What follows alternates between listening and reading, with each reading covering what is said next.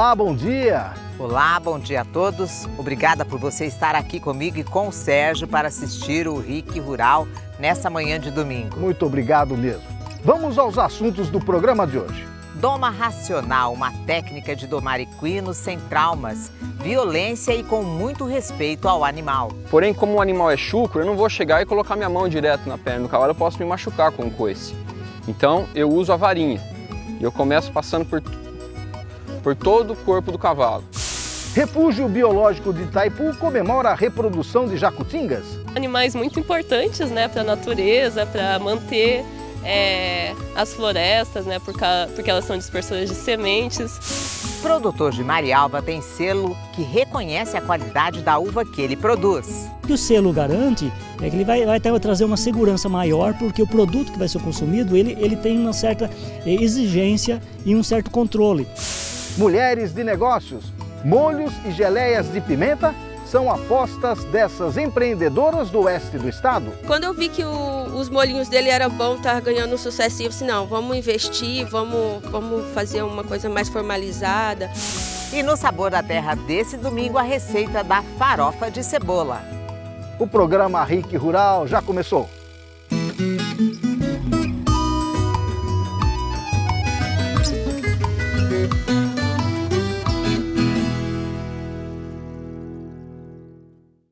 Vamos começar o programa de hoje mostrando o que é a doma racional, uma técnica de domar equinos sem traumas, violências, mas com muito respeito com o animal. O cavalo é um dos mais importantes animais ligados à história da humanidade e da agricultura. Há milhares de anos, o homem percebeu que poderia utilizar-se deste animal como meio de transporte ou como força bruta para a execução de muitos e diversos trabalhos. Os cavalos tiveram também um papel insubstituível no desenvolvimento e nas conquistas da humanidade, e desde então, o homem tem a necessidade de domar este belo e selvagem animal. A doma sempre foi um processo de dominação e submissão do animal às vontades do homem, um processo muitas vezes cruel para o cavalo. A doma tradicional ainda é muito utilizada em propriedades, mas hoje o que mais se usa é um método que consiste em ganhar a confiança do animal ao invés de dominá-lo pelo terror, um processo conhecido como doma racional. A doma racional é uma técnica de amansamento de equinos que visa condicionar esses animais sem qualquer tipo de violência. Os cavalos são ensinados a obedecer aos comandos do homem de forma a tornarem-se animais mais confiáveis, com melhor rendimento e maior vida útil. O Otávio sempre foi apaixonado por cavalos. Desde criança, gosta de estar com eles. Em 2005, foi para os Estados Unidos e lá conheceu a doma racional. E desde então, são 11 anos ensinando a técnica às pessoas e fazendo esse tipo de doma em animais de fazendeiros do Paraná. Otávio, por que você optou em fazer a doma racional na sua propriedade e também atender fazendeiros? Olha, Sérgio, eu sempre fui apaixonado por cavalo desde pequeno. E eu ganhei um livro do Monty Roberts, o Encantador de Cavalos. E aquilo me despertou minha curiosidade daquela doma gentil. Apesar de não ser o método que eu uso do Monty Roberts, foi ali que eu comecei meu interesse. Então fui atrás de cursos, fui até para os Estados Unidos aprender, e aí surgiu essa paixão pela doma racional. E como ter uma performance bacana, como ter um resultado de um trabalho onde vai agradar na lida diária com o animal e também quem te contrata? Então, para a gente ter um resultado, é preciso que a gente entenda primeiro o que é o cavalo. Tá? O cavalo, ele é um animal irracional, um herbívoro, mamífero, que ocupa um lugar intermediário na cadeia alimentar. Ele está acima dos vegetais produtores e abaixo dos carnívoros consumidores. Portanto, o cavalo ele é uma presa. E como uma presa, ele tem características claras de presa. Orelhas que se mexem para todos os lados, umas independentes das outras. Os olhos que permitem uma visão de quase 360 graus. Poucas horas de sono. Membros grandes e fortes que permitem atingir grande velocidade na fuga. Tá? Vida social. O cavalo não sobrevive em bando se não tiver um dominante e os dominados. A gente precisa exercer um papel de dominante, mas um dominante sem que haja violência, tá certo? E como o cavalo é uma presa, ele está sempre achando que vai morrer. Toda hora o cavalo acha que ele vai morrer. Se passa uma sacolinha, ele assusta. Se voa uma galinha, ele assusta. Se o trator liga, ele assusta. Se ele olha para o ser humano na visão do cavalo é um predador clássico. Olhos voltados para frente, mãos que lembram garra, postura e atitude de predador. Então nós precisamos entrar na cabeça do cavalo para mudar essa relação que ele tem do ser humano e esse medo que ele tem das coisas. E quais as etapas, então, para uma doma racional ser bem feita? Nós vamos mostrar a etapa passo a passo para você agora ali. Vamos lá, então.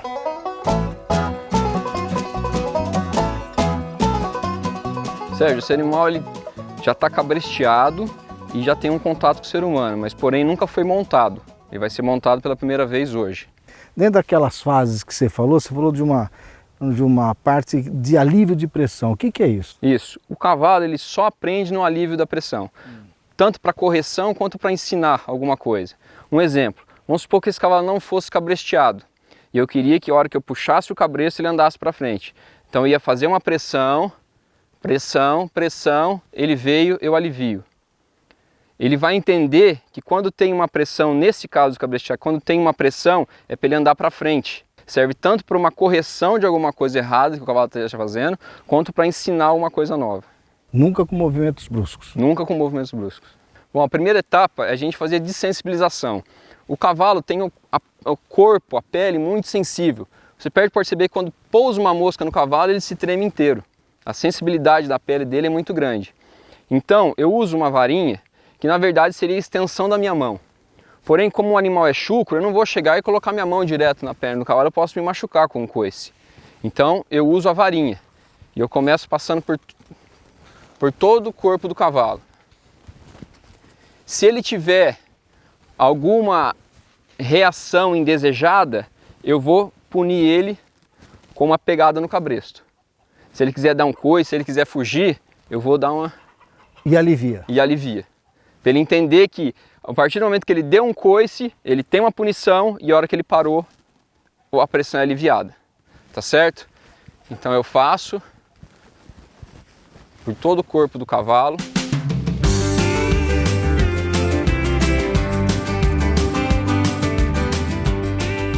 Feita essa desensibilização com a varinha, eu vou abrir, na ponta dessa vara tem um saco plástico, tá? Que é uma coisa que causa muito medo no cavalo. O barulho, o movimento. Então eu vou abrir esse saco plástico e vou fazer da mesma forma. Porém, agora com barulho. Ó, pode perceber que ele quer fugir, eu dou uma pegada, ele para, eu alivio. Tá certo? Passo por todo o corpo do cavalo, eu paro e agrado. Nunca dou tapinha no cavalo, sempre com a mão espalmada. Isso aqui faz com que o cavalo lembre da mãe dele quando lambia ele, certo? A cada etapa que eu vou avançando, eu procuro movimentar esse cavalo. Para ele ter na mente dele que eu domino os pés dele. Eu faço ele parar, eu faço ele andar. E toda hora que ele parar, eu já quero ele acostumar com o comando de ou. Então toda vez que ele para, eu já quero que ele acostume com o comando de ou, para na hora que eu estiver em cima dele, eu falar ou ele parar. Tá certo? E a próxima etapa? A próxima etapa, eu quero pegar os membros desse cavalo. Ele já está desensibilizado de todos os lados. Eu quero pegar os membros desse cavalo, as mãos e os pés. Por quê? Um cavalo na natureza sem pé e sem mão, ele é uma presa fácil. Então a partir do momento que o cavalo te dá o pé e te dá a mão, ele já está passando, você já está mostrando confiança para o cavalo e o cavalo está mostrando confiança para você. Tá certo? Então eu vou lá então. Ele quis andar, eu pego um pouco. Não quero que ele ande, eu quero que ele fique parado quando eu estou do lado dele. Ele teve reação, eu vou pegar. A hora que ele parou, eu paro, alivio a pressão e vou de novo. Ele deu a mão, eu já solto rapidamente. Vou de novo. Ele deu a mão. Acaricia. Isso. E agora o membro posterior é a mesma coisa. Se ele quiser andar ou tiver alguma reação, eu vou pegar no cabresto. Se ele não fizer nada, continuar parado do jeito que está, ele não vai ter punição.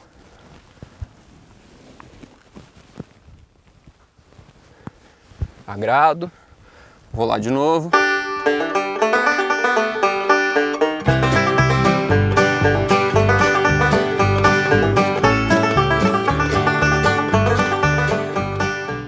Depois de eu ter pego os membros do animal, eu quero começar a flexionar o pescoço dele para um lado e para o outro, para na hora que eu estiver em cima e eu precisar ter um controle de um cavalo, eu vou virar ele para um lado e para o outro. Então, de novo, o mesmo esquema do alívio da pressão. Eu puxo, puxo, ele veio, eu alivio. Ou de novo, eu puxo, puxo, ele veio, eu alivio, tá? Puxo, ele veio, eu alivio. Então, nessa fase, o cavalo já está desensibilizado, já peguei nas mãos e nos pés dele, já flexionei o pescoço para um lado e para o outro. Agora eu quero que ele acostume com o meu movimento do lado dele e eu já vou montar nele a pelo primeiro. Eu monto nele a pelo primeiro, depois eu selo. Então vamos lá. Eu começo, para ele acostumar com o meu movimento perto dele, eu começo dando uns pulos. Se ele se mexer, eu pego, tá? Faço para um lado. Oh. Tudo que eu faço para um lado, eu faço para o outro. Good boy.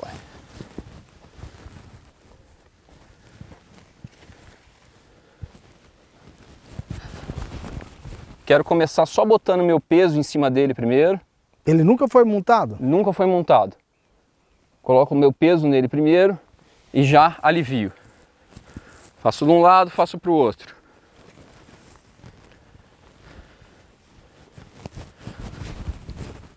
Se ele andar, eu vou pegar no cabresto. Como ele não andou, não se mexeu, eu desço e agrado. E vou de novo. Cada hora eu vou acrescentando uma coisa a mais. Quero passar a perna até montar. Desço, agrado, cumpri mais uma etapa, vamos fazer ele se movimentar.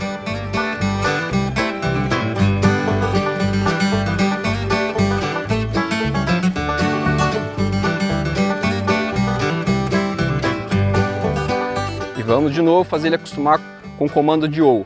Ou. Já aprendeu. Falei que ou é para parar, ele tem que parar. Então agora nós vamos apresentar os equipamentos para ele, que é a manta e a sela. Como essa manta já foi usada, ela já tem cheiro de outros animais, eu deixo ele cheirar, se acostumar com o cheiro. E da mesma forma que eu fiz com a sacolinha, eu vou fazer com a manta. E a sela, a mesma coisa. Deixa ele cheirar a sela.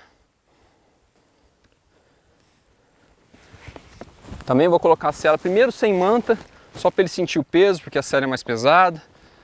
A mesma coisa que eu fiz com a manta, eu quero fazer com a sela. Fazer ele passar todo o corpo do animal. Ponho de um lado, tiro do outro.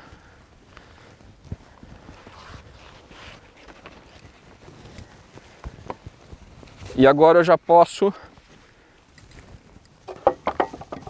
selar propriamente dito. Manta e sela. Ele quis andar, eu dou uma pegadinha. Primeira vez que eu vou botar a sela no cavalo, eu quero botar de forma tranquila, suave, para que ele não se assuste.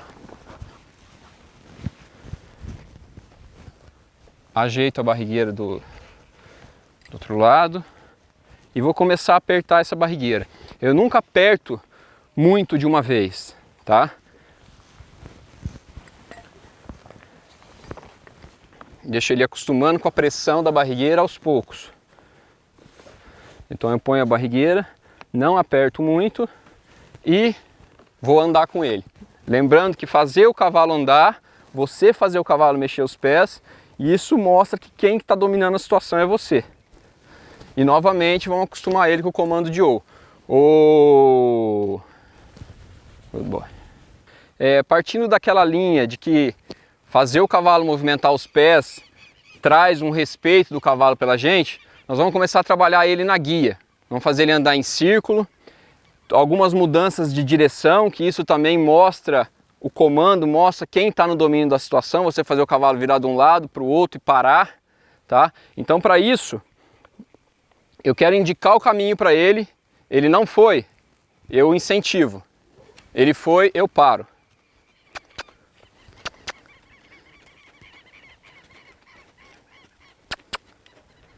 Ele está tranquilo, está andando a passo. Isso também ele vai acostumando com a sela. Eu quero pedir um pouco mais de velocidade.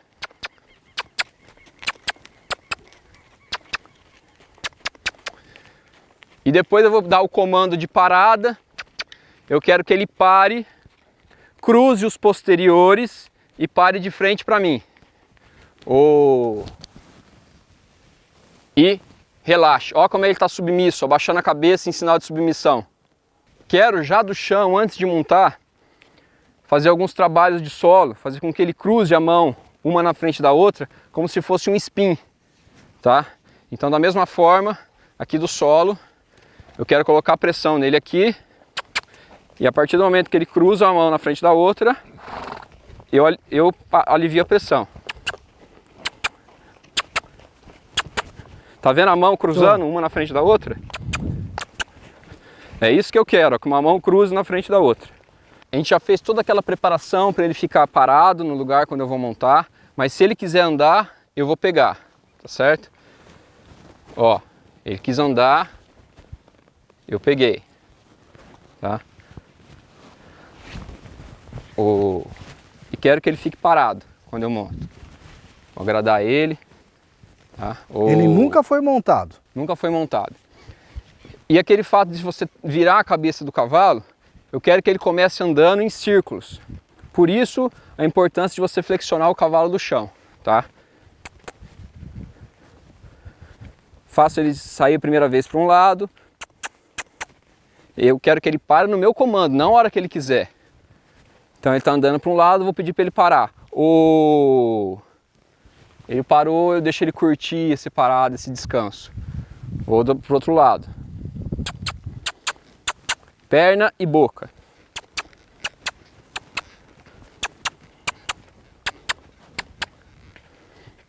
Faço ele andar em círculos.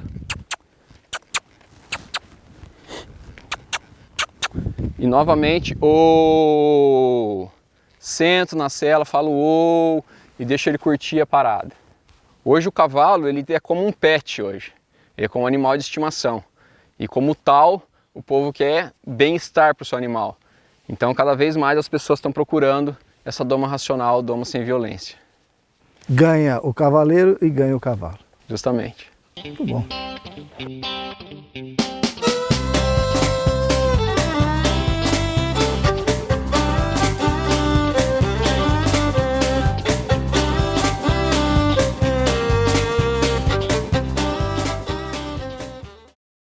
Que bacana, né, Sérgio? Muito bacana. É o modelo mais racional de se lidar com um animal, com Pois certeza. é, muito bom.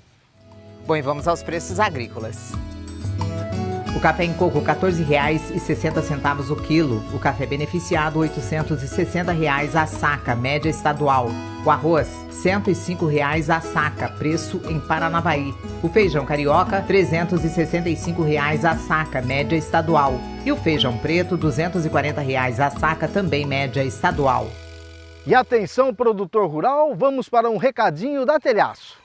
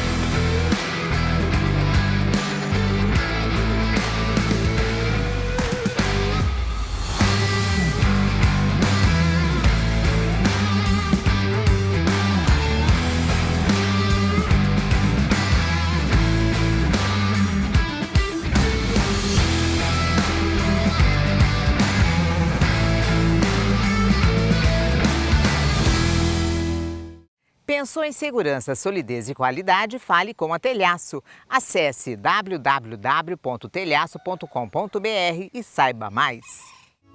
Nós vamos para um rápido intervalo e voltamos mostrando que produtor de Marialva tem selo que reconhece a qualidade da uva que produz. Refúgio Biológico de Itaipu comemora a reprodução de jacutingas. Ainda hoje, o empreendedorismo de mulheres do agro no oeste do Paraná.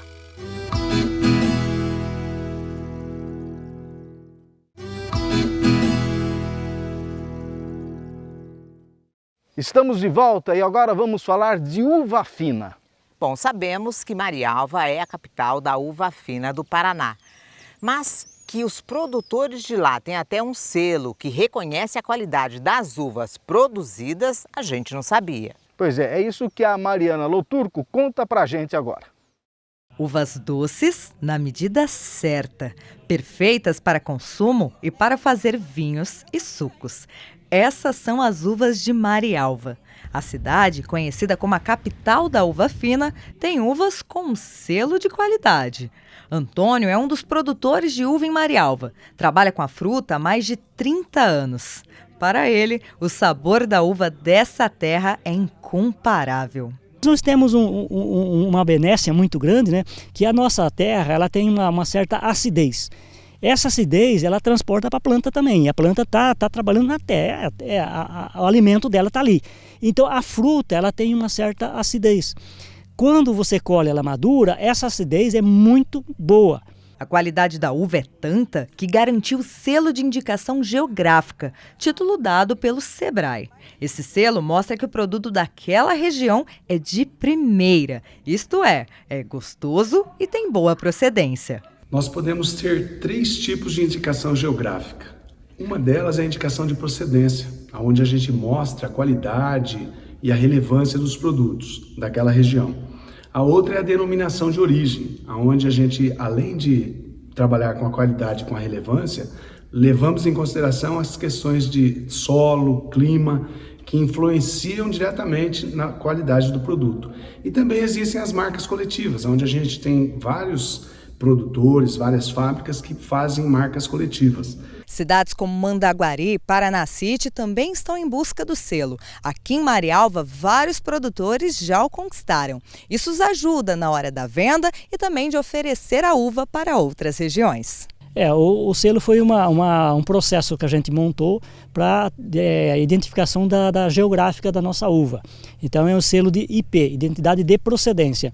Então, digamos, se a nossa uva vai para São Paulo, no mercado, e ela vai com o nosso selo, a pessoa lá identifica que essa uva é de Marialva. E o que o selo garante é que ele vai trazer uma segurança maior, porque o produto que vai ser consumido, ele tem uma certa exigência e um certo controle. Então ele vai chegar um fruto maduro, vai chegar um fruto saboroso, um fruto sem defeitos, né? Selecionados. Né? Então o consumidor, à medida que ele adquire confiança, ele simplesmente vai comprar o produto e não vai ficar escolhendo, porque aqui, uva é complicado, né? Como é que você vai ficar pegando um cacho de uva para escolher? Então você tem que pegar ela embalado e vai ver, essa uva tem selo, é de Marialva, é de procedência boa, então eu posso levar que eu tenho a garantia que eu vou ter um produto de boa qualidade e de sabor. Ter indicação geográfica é super relevante para os produtores, para quem fabrica. Isso agrega valor à produção, agrega valor ao produto, agrega valor à região e influencia diretamente nas questões de desenvolvimento local, levando o produtor, levando as pessoas a terem mais renda, gerarem mais emprego, o que é muito interessante para a região. Para ter o selo, o produtor rural precisa provar que o produto realmente é bom. Também precisa mostrar que segue as normas sanitárias na hora da produção. A verdade são cumprir as exigências de sanidade, que tanto na parte de defensivos agrícolas, né, que se você não produz uva sem aplicação de algum defensivo, você tem que respeitar as carências dos produtos. Então tem produtos, por exemplo, que você chega um certo período, você não pode passar mais, você tem que segurar, não passa e até colher. E essa limpeza da uva, às vezes você faz um tratamento sanitário lá atrás para evitar que lá na frente tem uma podridão, alguma coisa assim. Então esse processo todo faz parte do pacote. Então, para você ter esse selo, você tem que seguir todas essas técnicas, todas essas exigências, né?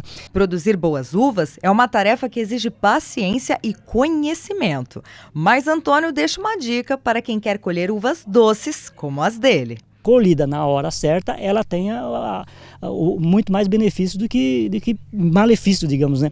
É só questão de produtor e comprador, vamos dar um tempinho, vamos esperar madurar, vamos esperar a hora, né? Eu tenho praticado isso há muito tempo, sabe? E graças a Deus não tenho dificuldade de vender minha uva, porque minha uva, todo comprador que vem comprar sabe que a minha uva é madura, está doce, então eles não se preocupam com isso, sabe? Bom, e agora vamos falar sobre preservação da natureza. Em Foz do Iguaçu, o Refúgio Biológico de Itaipu comemora a reprodução de jacutingas. A jacutinga é natural da Mata Atlântica e corre o risco de extinção. A mais jovem jacutinga vive neste recinto, junto com os pais. No último mês, nasceram 3 aves, todas em cativeiro. A gente ficou bem feliz, né, que a gente obteve sucesso, né, na reprodução das jacutingas, porque elas são animais muito importantes, né, para a natureza, para manter as florestas, né, porque elas são dispersoras de sementes. Desde 2012, o Refúgio Biológico de Itaipu cuida de jacutingas, mas as primeiras aves eram machos. Só em 2020 é que o zoológico recebeu mais 2 exemplares, dessa vez fêmeas. De lá para cá, houve muito trabalho para que as aves se reproduzissem. Um dos objetivos do Refúgio Biológico de Itaipu é sempre aumentar o número de animais, para colaborar com projetos de reintrodução de espécies na natureza. Atualmente, 7 jacutingas vivem aqui, mais 2 estão por vir nos próximos dias. Os ovos demoram 28 dias para eclodir. Depois que os filhotes nascerem, eles vão ser acompanhados de perto pelos biólogos, até poderem se juntar a outros da mesma espécie. Tem essa relação muito importante, né, com o palmito Jussara, que é um palmito bem importante também da região, da Mata Atlântica, que infelizmente tem muita extração, né, mas então com o repovoamento das jacutingas, a gente espera que também ocorra esse aumento na quantidade de palmito Jussara na região. Bom, chegou a hora do Coisas da Roça.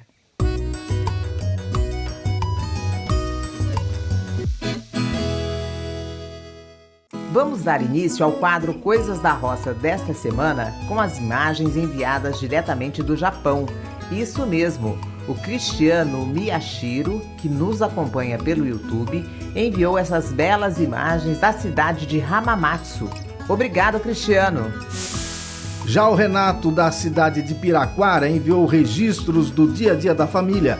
Tem os pães que a mãe dele prepara em Curitiba e as frutas que cultivam no quintal de casa em Maringá. O José Lucas de Curitiba enviou para o quadro Coisas da Roça as imagens do pé de couve que cuidava com muito carinho no fundo da sua casa. Ele nos contou que o pé tinha 4 metros e 80 centímetros. A Valdete Pivato de Jussara enviou as fotos do jardim da casa da mãe dela. Ainda falando de flores, a Liane Ville, de Colombo, nos enviou a imagem da flor de amarales. Já o Ismael Garcia de Cornélio Procópio diz que não perde o programa e gostaria de mostrar o resultado das plantas do quintal dele, onde utiliza o adubo orgânico tradicional da Granja de Frango. O Júlio César de Curitiba fez alguns registros durante uma viagem entre Guaratuba e Itapuá. O Diego de Sarandi conseguiu registrar um ninho de beija-flor e, claro, compartilhou com o quadro Coisas da Roça. Já a Mara Mello nos enviou um vídeo bem curioso. Olha só a Frida cuidando do ovo da Jurema. Ela nos contou que por lá essa cena é bem comum. Deixa a mãe mexer nesse ovo. Você não quer que a mãe pegue? Por quê? Deixa a mãe pegar. Deixa a mãe pegar o ovo. Recebemos da Sônia Maria Lima e do seu esposo Adair Fagundes a imagem da horta que eles cuidam com tanto carinho. O José Ademir de São José dos Pinhais enviou o vídeo do ninho de sabiá que está chocando os ovinhos em cima de um cacho de bananeira, na casa da mãe dele. Olha que bacana! E finalizando com a imagem que o Joaquim Jorge de Arapongas enviou pra gente. Ele nos disse que a moita de espinafre nasceu no quintal dele e agora está cuidando e usando nas receitas do dia a dia. Participe do Coisas da Roça você também, registre um momento bacana da área rural ou de uma imagem que você acha bonita e mande a sua foto ou vídeo para a gente no nosso WhatsApp, que é 44 99855 8787. Bom, e lembre-se de fazer o registro com o celular deitado na horizontal, tá bom? Estamos te esperando. E vamos aos preços agrícolas. O milho, R$ 77,00 a saca em várias praças do estado. A soja, R$ 169,00 a saca, média estadual. O trigo, R$ 97,00 a saca em várias praças do Paraná. E a tonelada da raiz de mandioca, R$ 1.170,00 a tonelada, média estadual. Bom, e agora um recado da Ford Barigui. Aproveite a Black Friday antecipada na Ford Barigui. Ranger com bônus de até 50 mil, além de taxa zero e IPVA grátis. Garanta sua Ford Ranger à pronta entrega na Ford Barigui. Conheça a mais nova integrante da família Raça Forte. A Ford Maverick é esportiva, conectada e tem um design robusto. Com motor 2.0 e transmissão automática de 8 velocidades. Possui caçamba inteligente para o melhor armazenamento da carga. Desbrave o seu mundo a bordo da nova Ford Maverick. Agende um test drive. Visite a Ford Barigui mais próxima ou envie um WhatsApp pelo telefone 41 3017 71 45. Nós vamos para um rápido intervalo e voltamos mostrando o empreendedorismo da mulher do agro no oeste do estado. E ainda hoje no Sabor da Terra, a receita da farofa de cebola.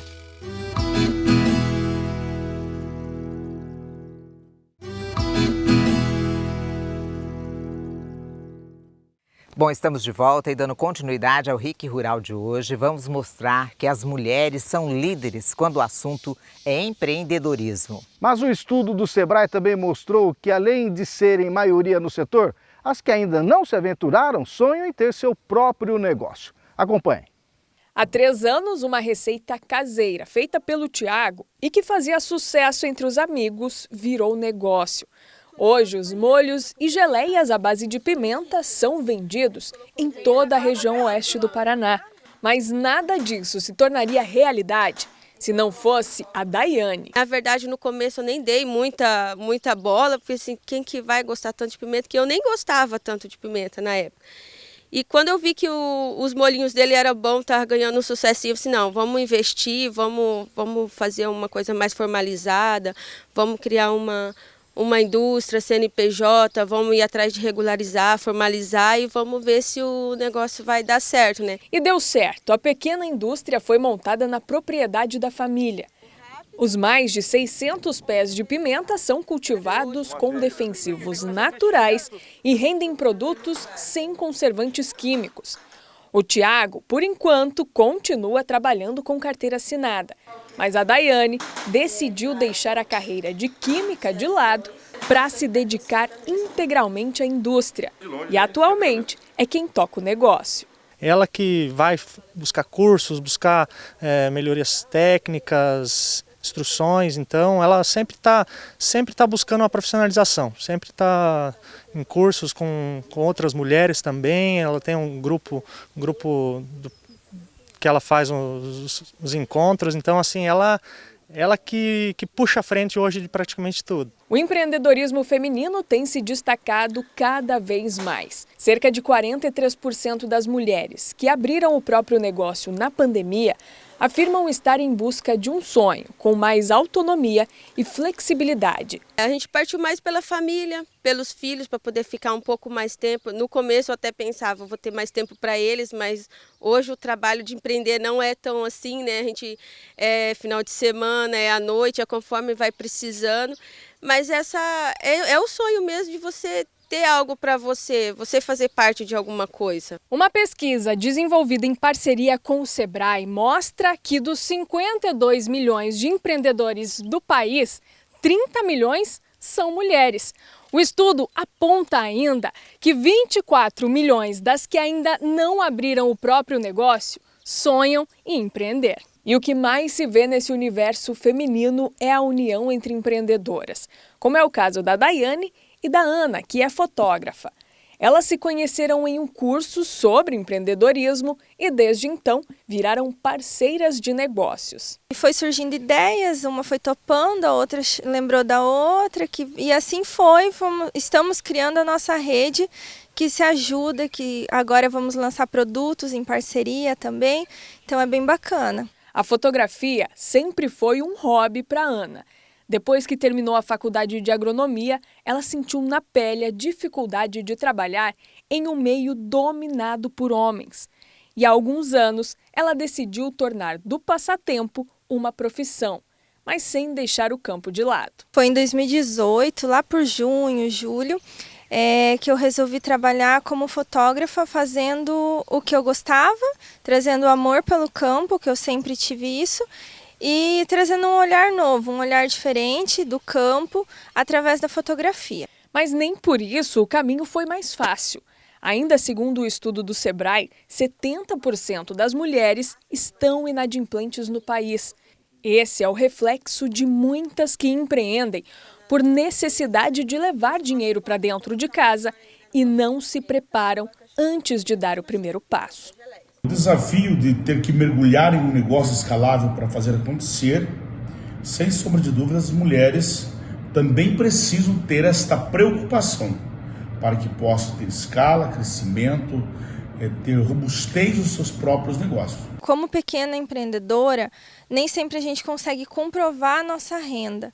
Então, é uma grande dificuldade desde conseguir um aluguel de um espaço, de uma casa mesmo, sabe?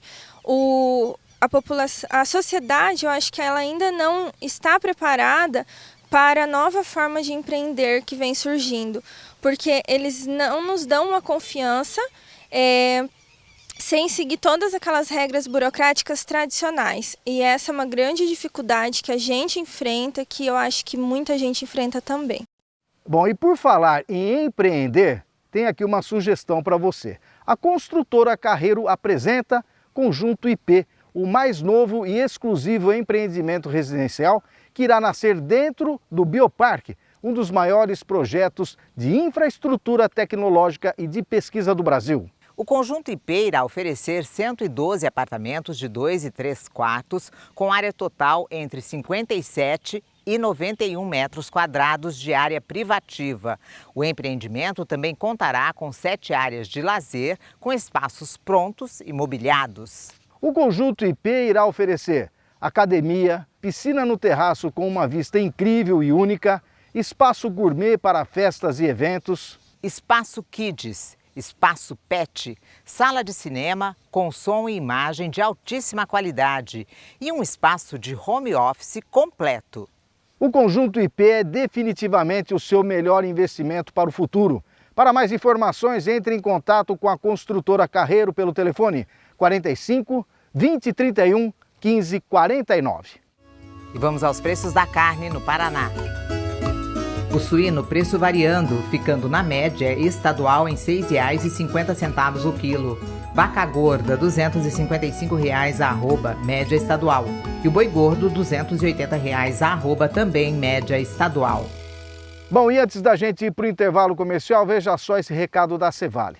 Sabe aquele produto que vem com o selo de garantia do campo? É Cevale, viu, gente? São mais de 24 mil associados e 12 mil funcionários envolvidos na produção de cortes in natura de frango e peixe. A Cevale possui uma linha de produtos com a qualidade que vai desde o corte, o sabor, e você pode escolher o produto com a forma de preparo que mais se encaixa em cada momento do seu dia. Assado, cozido, grelhado ou frito, sempre tem a opção ideal para aquela refeição saborosa. Comprove! Rendimento, qualidade e sabor se coloca na mesa com Cevale. Bom, agora nós vamos para mais um rápido intervalo e voltamos já já com a receita da farofa de cebola, farofa deliciosa.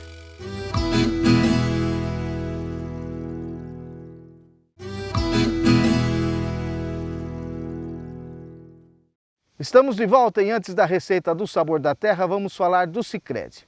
Vamos falar de sorteio. Você já ganhou algum sorteio, Rose? Eu nunca ganhei, gente, mas eu tô sabendo que tem uma poupança no Sicredi que concorre a sorteios semanais, é isso mesmo? É sim, viu, Rose? Na promoção Poupança Premiada do Sicredi tem sorteios semanais. Teve associado do Sicredi lá de Campo Bonito, pertinho de Laranjeiras do Sul, que ganhou R$500 mil agora no sorteio especial de outubro, o mês da poupança. E olha ele na tela aí. E agora a campanha chegou na reta final com o grande sorteio final de R$1 milhão. Tem como perder? Bom, para participar é só trazer a sua poupança para o Sicredi. A cada R$100 que você poupa, ganha um número da sorte. Se fizer poupança programada, você ganha números em dobro. Pois é, você pode participar depositando até o dia 12 de dezembro. Então, corre lá e não perde tempo não. Fale com o gerente Sicredi e comece a aproveitar agora mesmo. E agora, sabor da terra!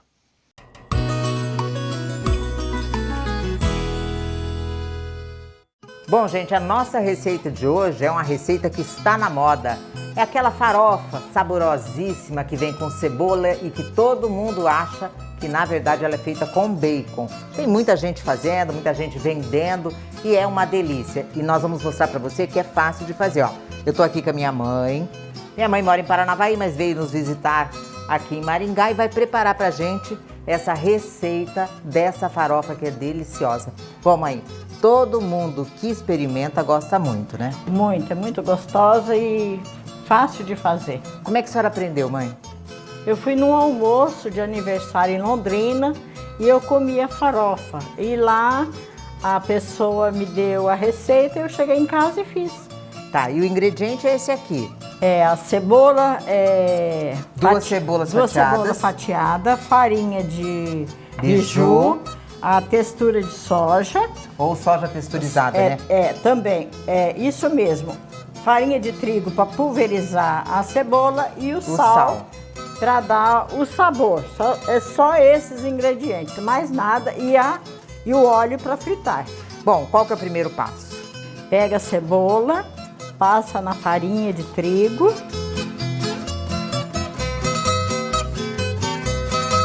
Depois de passar a cebola na farinha, a gente tira o excesso, que aí ela já está toda pulverizada, né?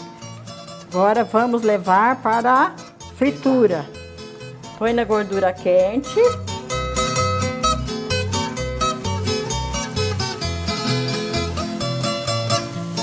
Tem que fritar até dourar a cebola. Ela não pode ficar escura demais, senão ela vai ficar amarga, mas ela tem que ficar bem crocante.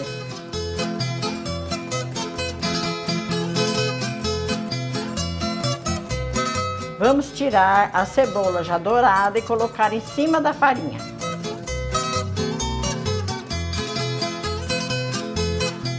Agora coloca a textura de soja, torra.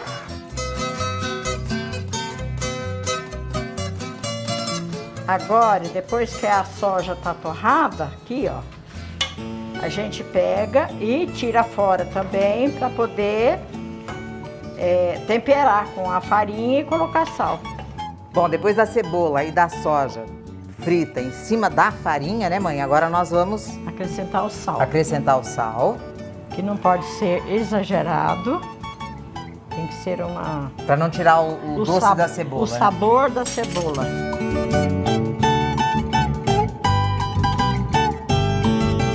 Eu vou pôr um pouco de óleo para umedecer a farofa.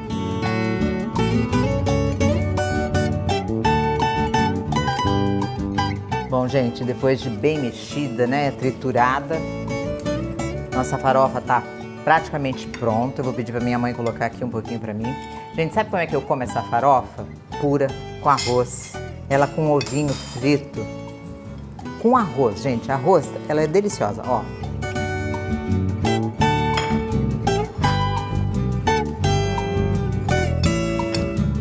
Deliciosa. E o churrasco, então? Uma carninha de porco. Crocante. Saborosa. Quem não conhece acha que tem bacon. Não tem, gente. Não tem. E é a farofa da avó Darcy. Mãe, obrigada, tá? De nada, minha filha.